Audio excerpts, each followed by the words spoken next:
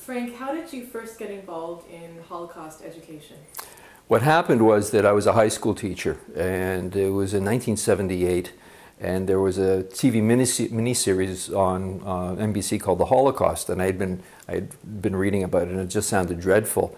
And as I was walking down the hall to my next class, where we were actually looking at Nazi Germany, a couple of the students said, you know, Mr. Bialystok, are you watching this miniseries? And I said, no, it sounds just awful. And they said, you know, but you're Jewish, you should be watching this. And then one of them said, well, were things that bad? And it just froze, you know, and in that nanosecond I thought, you mean you don't know about the Holocaust? How can you not know about the Holocaust? I just assumed everybody knew about the Holocaust. And as I walked into class, we continued this discussion with the rest of the class. And everybody was, you know, was watching the miniseries, and they wanted to learn about the Holocaust. So I went down to the library to get materials on the Holocaust, and there were none. And that's how I got involved in Holocaust education. What exactly is the function of the Task Force for International Cooperation on Holocaust Education, Remembrance, and Research?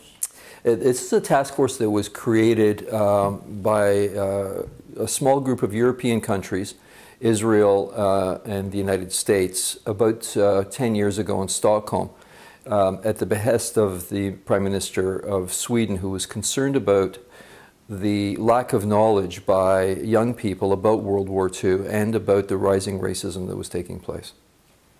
And why is it necessary to have this task force in the first place? I think it's necessary for a couple of reasons. One is that with the fall of the Iron Curtain, those countries that had been under communist rule now have to come face to face with their role in the Holocaust, at least whether occupied countries or collaborationist countries. So there's a tremendous amount of education to be done there. And the other factor is that, of course, racism is on the rise in Europe, and as well as anti-Semitism, even in places where there are very few Jews.